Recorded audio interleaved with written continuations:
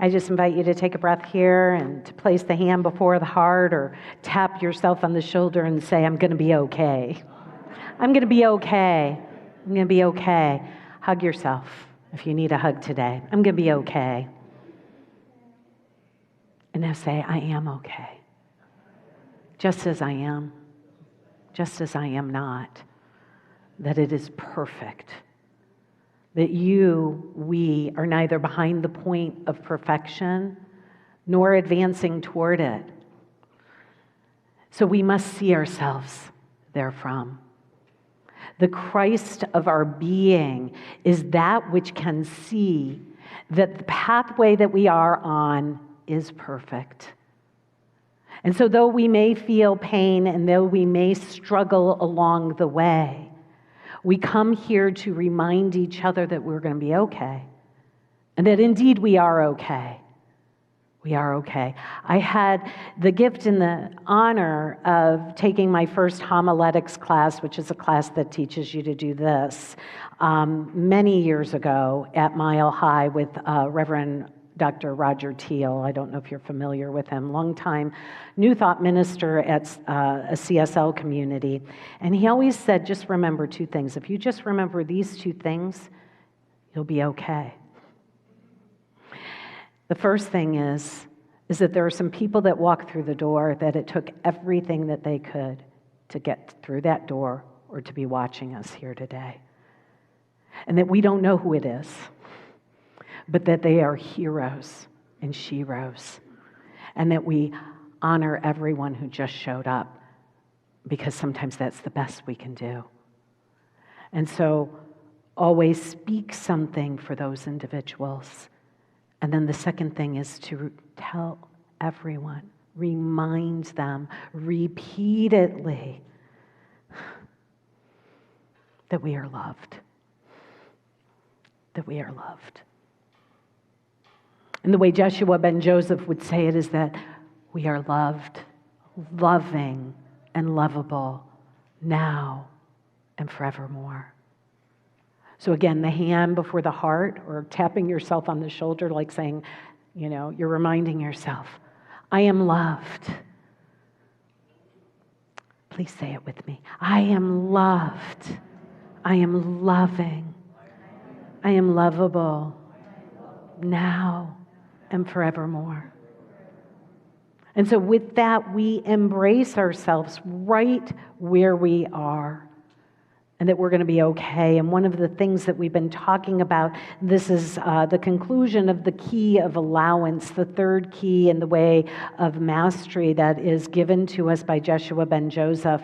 And what we're talking about here is we're talking about the journey from the head to the heart. And we began this conversation last week from the head being the intellect to the heart, which is the love energy of our being, is the essence of what created us. That is where we connect with spirit. And in this human experience where we've fallen asleep to the love that we are, that sometimes moving from the intellect, from the head to the heart, can be the longest journey that we ever traverse. And so that is really what our journey is, the journey home, the journey of the way of the heart. We've tried the way of the intellect, and a way of life that works, we've tried. Now I'm encouraging us as a community to try the way of the heart, to try this way.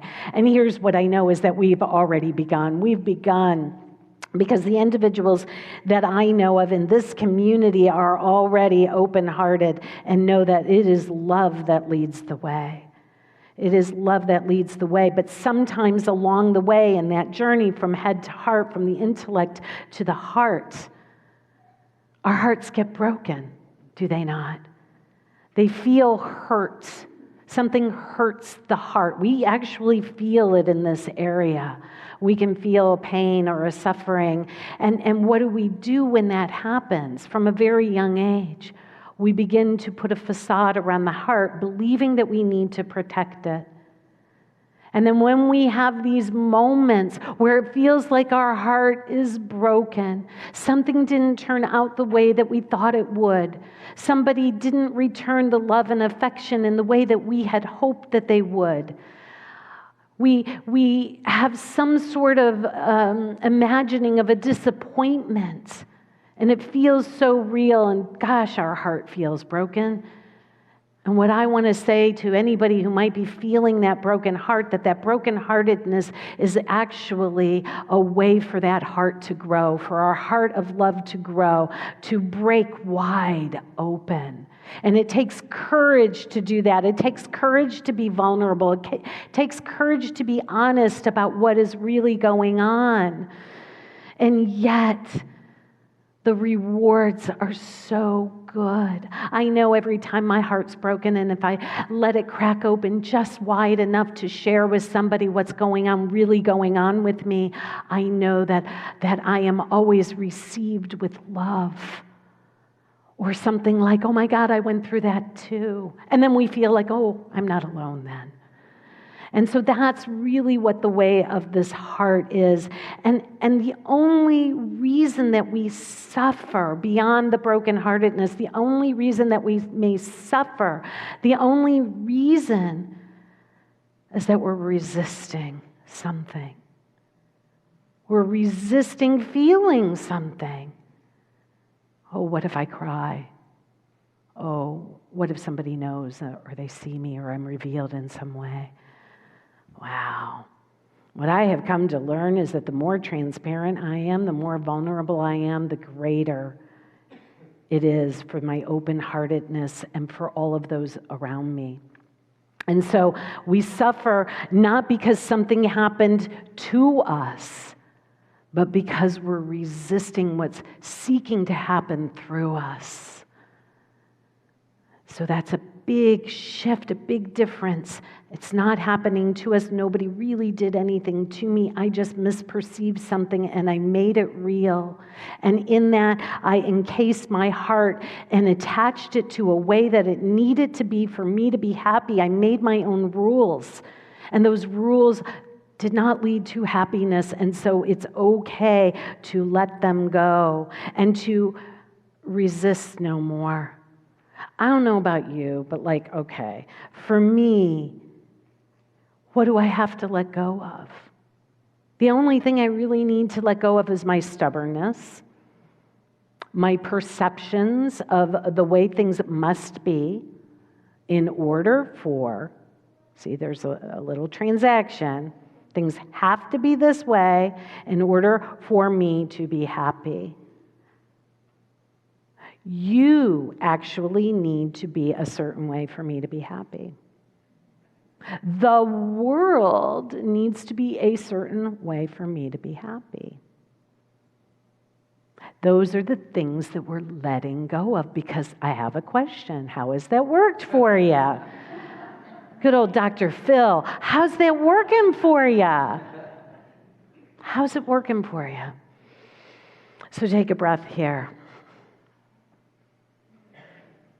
It's the immovability of a thought system about our perceptions and the way things need to be that lead to our suffering. And it's our brokenheartedness when we begin to let go and grieve, literally lay to rest, R.I.P., rest in peace, these ideas, and begin to let them go, that we can begin to have the open-heartedness. So we talked about last week Jacob from the Bible, Jacob, who we talked about him wrestling. We talked about him wrestling, and many interpretations would say that he was wrestling with God, or he was wrestling with an angel, or even a devil, right? I mean, there are lots of different interpretations of this, but the very beginning said he was alone. And so what we arrived at last week was that he was wrestling all night with himself, with the mind of the intellect versus the way of the heart. And battling all night, but it has to be this way. No, it doesn't. It's not important. But it has to be. No, it doesn't. It's not important. Are you sure about that? Yes, beloved, I am sure you will be okay. You are okay. You mean even if? Yes, beloved. And this is the wrestling that we do. You guys get it, right? I hear the giggles and somebody recognizes this. It's not just me and my little crazy self, right? We're all a little crazy sometimes.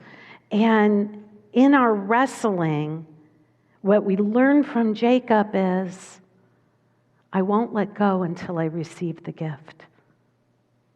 I'm not going to let go until I receive the gift.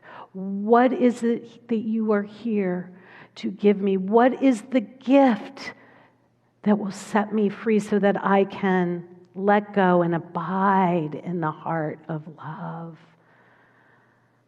And so that's what we do. Now, we can do it overnight, but I don't know about you, but for me, some of these wrestling experiences have lasted decades. But we know something different today. And that as we practice this, it comes faster and faster and faster and faster. And we arrive at the gift. And the gift is a shift. It's a shift from the intellect. It's a shift from the way of the world as we perceive it to the way of the beloved, of the heart, of love. And that shift is called a miracle. It's a sudden shift of perception. It's a shift of perception. The way that I have perceived things, I begin to question. I begin to cast a doubt upon them. And what we are talking about is allowance. And allowance comes into play on the heels of desire. That desire, which is the first key. So the first key, those who have been following the series that we're in, the first key is desire, which is to follow the heart. It's what we're talking about.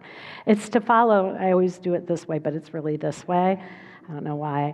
So we follow the heart, right?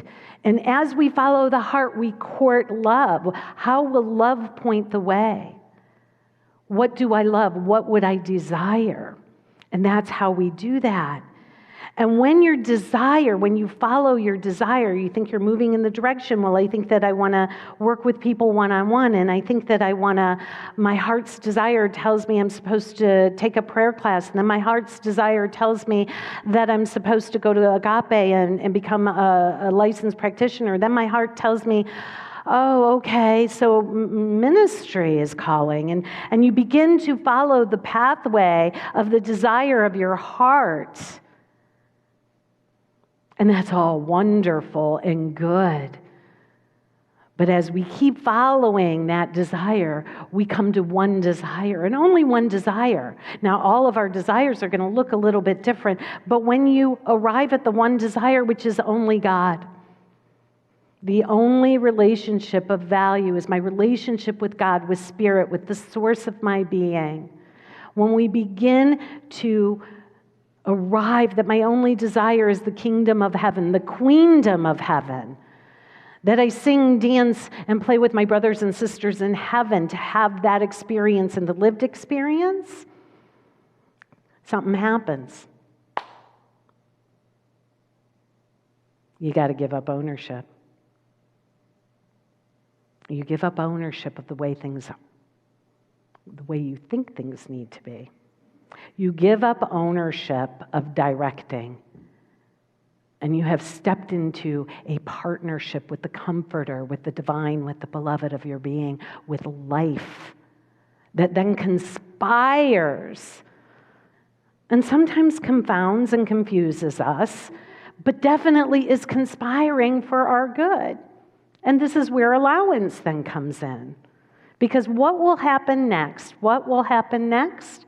When you do this, hey, folks, something's going to happen. Heads up. Life is going to change. And isn't that what we resist the most? And yet, isn't that what is always happening? Silly humans. Silly girls and boys, right? So, the universe, life, capital L life, begins to send you messengers. And those messengers are the very things that seem to irritate you, are the very things that seem to challenge you. And they bump right up to you, or they knock on your door. As Rumi would say, this being human is what? It's a guest house. Every day a new arrival, knocking at your door, a new messenger, because you've set a high intention. I only want God, I only want love. So everything unlike it that is lodged in your consciousness is going to rise up so that you can clear the house out. Clear the basement and the attic out of these beliefs that will block your way. And so the guest house, what Rumi says is to invite them in. Invite them in, and what I say is to have tea with them, to serve high tea, and to have a conversation, and to find out what is the gift. What gift do you bear? That I may wrestle with you no more. What gift do you have to give me? And when I was doing my little wrestling thing, it's often like, that doesn't matter. Beloved. Okay. I can go to the heart. I can go to the heart. So the first thing that's going to happen when you begin to practice allowance on the heels of desire is that these messengers come and they knock at your door, and I'm saying open the door and entertain them and resist not. The second practice then in allowance becomes suspending your judgment of the messengers. All right, I hear a giggle. Take a pause.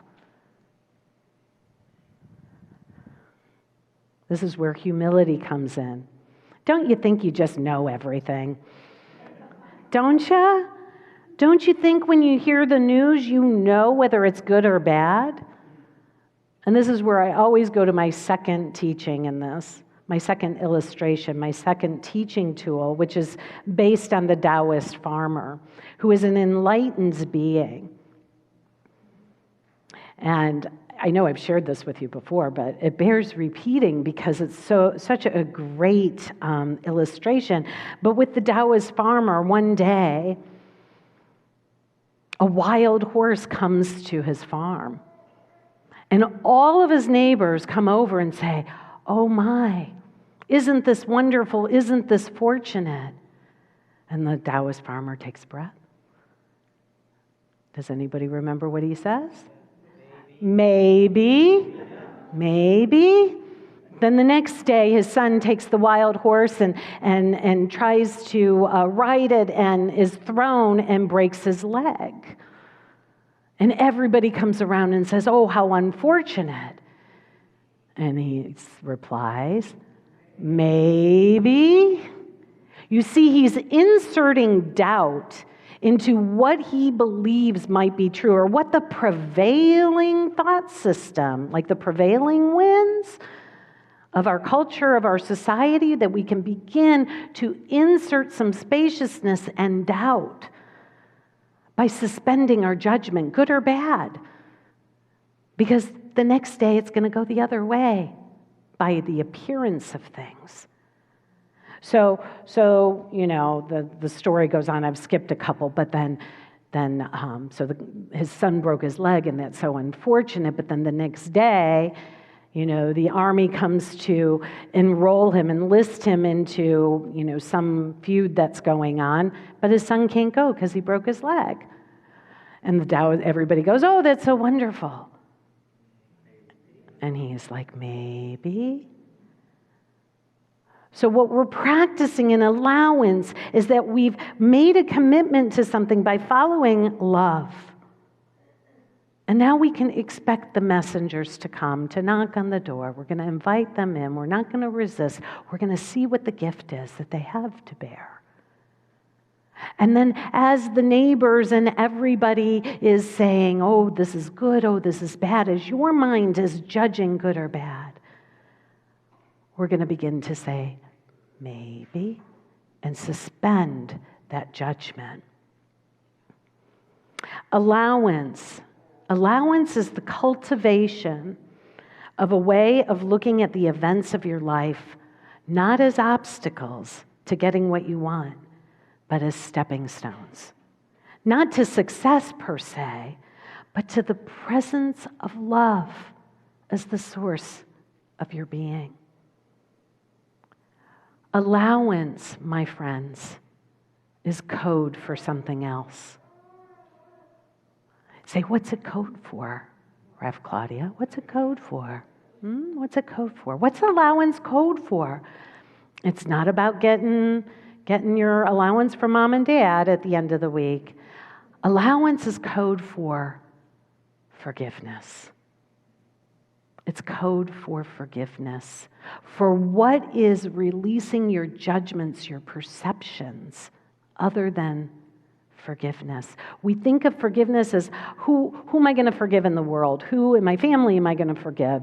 Who of my past am I going to forgive? But the forgiveness I'm talking about here is the forgiveness that we grant ourselves.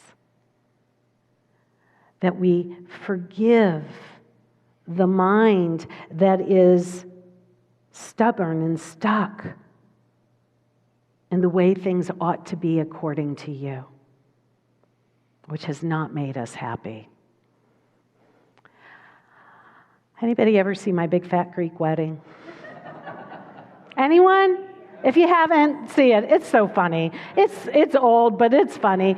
But the papa in this story had an obsession with Windex. He thought Windex cured everything. Throughout the movies, he's got a little bottle of Windex, and he'll I have a rash, and he's like, you know what's good for that? Windex, and he'll spray Windex on the person's rash. He is so convinced that Windex is the solution to all human ailments. It's hysterical.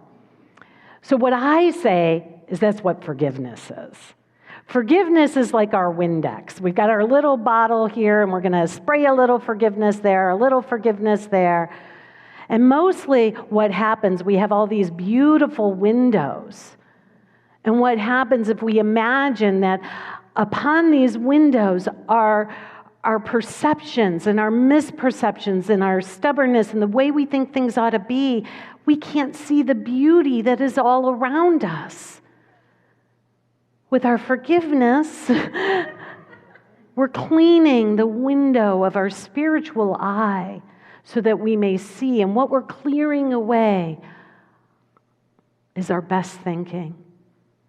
What we're clearing away is our stubbornness of the way things ought to be or how you ought to be. And we're beginning to create some spaciousness that, of my own self I may not know. But there is a comforter within me, a beloved within me, an awakened consciousness that we attuned to this morning within me that does know the way. Take a breath with me.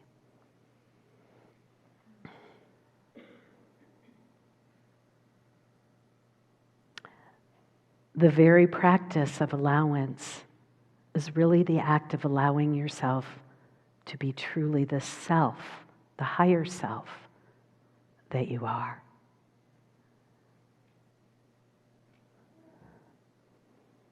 We're returning home to ourself. Guess what? There's nowhere to go. There's no one to blame, not even yourself. There's just the awakening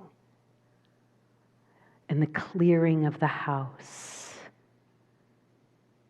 and the releasing of the perceptions that we've held about ourselves and about the world. And that as we begin to be willing to let them go, we begin to see through the spiritual eye that the comforter, that the beloved of our being helps to reveal through our willingness to allow everything to be just as it is and just as it isn't.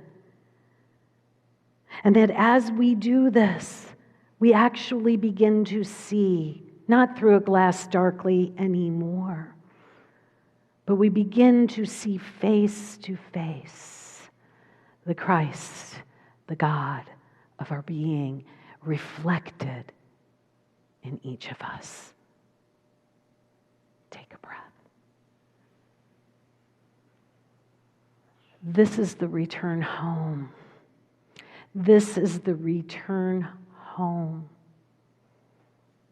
And that comforter within you, as it clears this perception, this misperception, as the miracles happen, as the shift from the intellect to the heart occur, we begin to see with the eyes that can behold the movement of the mind of God. That beneath the changing world that we resist is the changeless presence of the divine.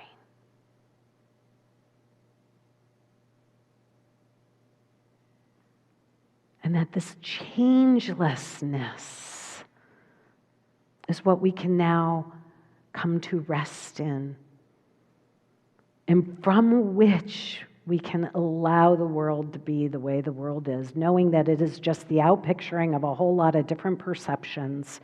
And in and of itself, it means nothing. But that the world that God created is just beyond that. If we can just have eyes to see and ears to hear, that the forgiveness and the practice of allowance brings, that we can really see we are in the world, but we're not of it. And we can really see the movement of the mind of God.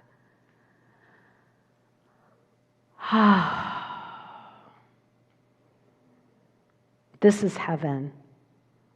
This is a way of life that works. I know this because I've walked it, and you know this because you have too. You've had glimpses of this in your life. And some of us here are walking this way predominantly. And what I can know and what I can claim is that we know not where it leads, but it's okay. We don't know where it leads per se, but you're going to be okay. You are okay. This is the journey. Desire well, desire love, desire God, and then let it go. You've set the intention. Now allow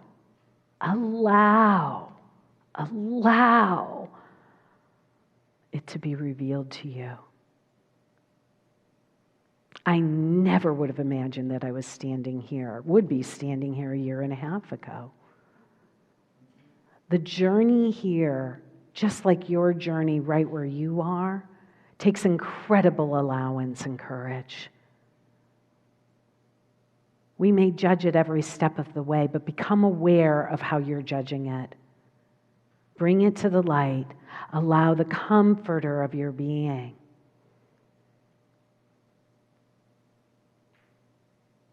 to let you know it's all good and it's all okay. Take a breath with me.